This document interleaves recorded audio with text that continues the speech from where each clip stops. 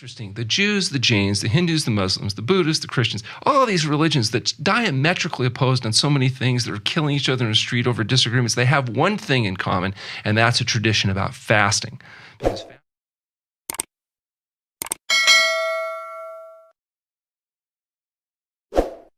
fasting changes how you feel about yourself and the world around you. It can't help it. And so True North Health Center is not coming from a spiritual orientation. We're coming from a very much of a health orientation. Every major religion has a tradition. I mentioned not just about fasting, but also about the value of a whole plant food diet. You know, these traditions resonate throughout history. And, you know, the reality is perhaps it's because that's what works. There's many people that are not good candidates for fasting, and we can talk about that. There are some things that are particularly amenable to fasting. And for example, the conditions that are caused by dietary excess are particularly responsive to fasting. It makes sense. Obesity, cardiovascular disease, high blood pressure, type 2 diabetes, autoimmune diseases, certain forms of cancer. These conditions we know are made much worse by poor dietary choices. So it's not shocking to find out that fasting, kind of the ultimate in undoing the consequence of excess. Most medications, you do not water fast while you're taking medications. Those have to be weaned down beforehand. But we have physicians that are experts at helping people unwind the consequences of their medical treatment. And most medications, interestingly enough, the day you change the diet, you have to begin changing the medication profile. When you change their diet, the need for medication dramatically responds. You have to reduce the blood pressure medication. You start crashing these patients because they're not going to be hypertensive once you eliminate the reasons why they're hypertensive.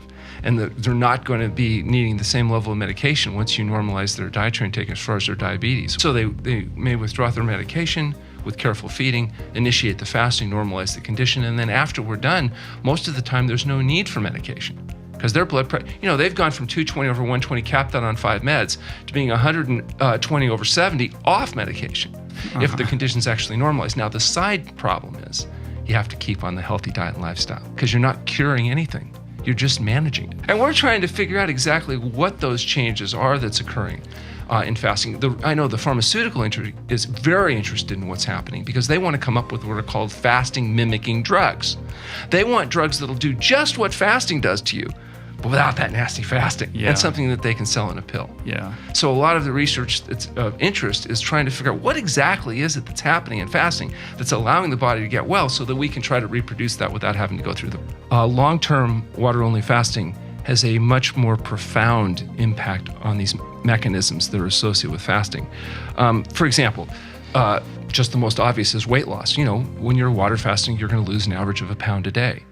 Now, some people say, well, you lose weight, but then you gain it back afterwards. Now, interesting, we've done a study, and we have a paper that'll be coming out that looks at the fact that, yes, you lose a bunch of weight fasting and you regain some weight after fasting, but it turns out the weight you regain after fasting when you're eating a whole plant food diet is exclusively water, fiber, glycogen, and protein. There is no fat. In fact, the fat profile continues to drop during refeeding, even though the scale weight obviously goes up as you rehydrate, put some fiber back in. But the point, the old wives' tale was, well, you lose fat and you just gain the fat right back. Well, that might be true if you go back to eating greasy, fatty, slimy, dead, decaying flesh processed foods, but that's not what's happening in these patients that we're refeeding appropriately.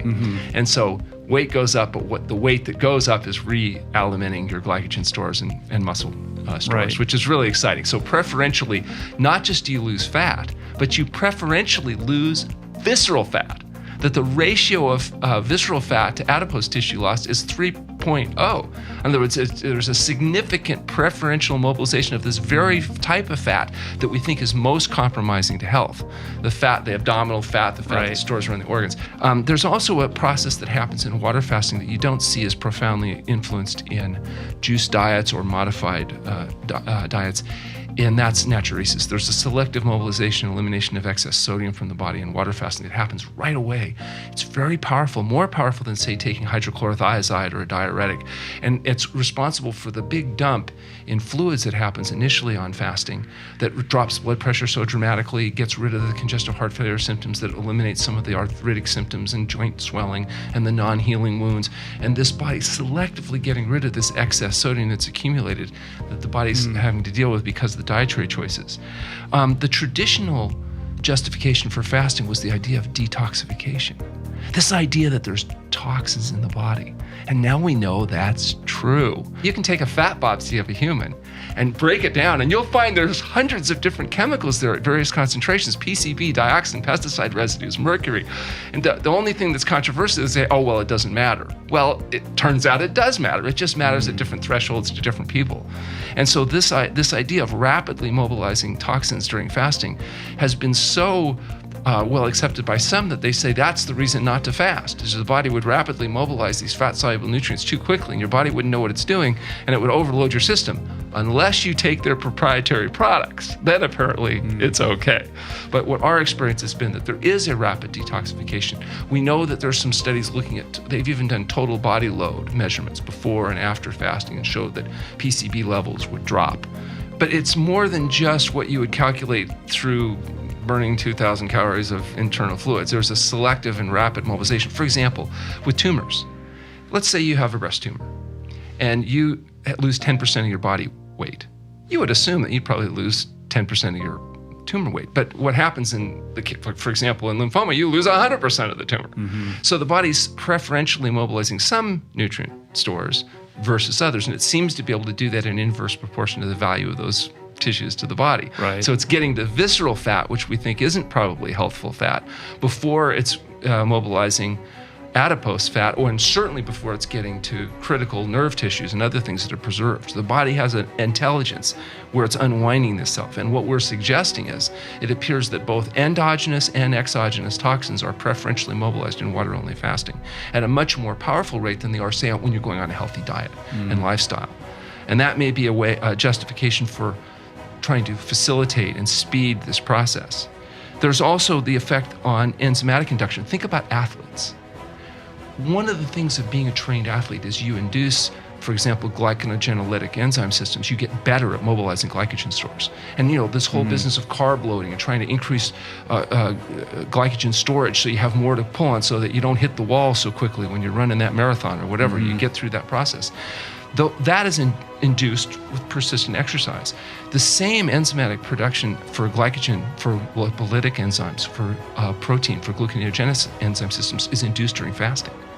Because you have to mobilize all your glycogen stores. You're emptying the chamber. You're taking that battery and draining it all the way down. And it suggested that not only do you induce improved efficiency of enzyme systems, but they persist after fasting, which is just like you get better and better at exercising every time you do it. You get better and better at fasting every time you do it, which is perhaps one of the justifications for intermittent fasting. If you fast 16 hours every day, and you limit your feeding window to an 8-hour window, you may be inducing some changes in that, even that limited fast, that 16-hour fast, day after day after week after month, cumulatively, that may have a very profound effect on body physiology. And that's one of the suggestions that's being made by those advocating intermittent fasting or short periods of fasting, that cumulatively it may be. Well, when you do a long-term fast, this is a huge impact. And now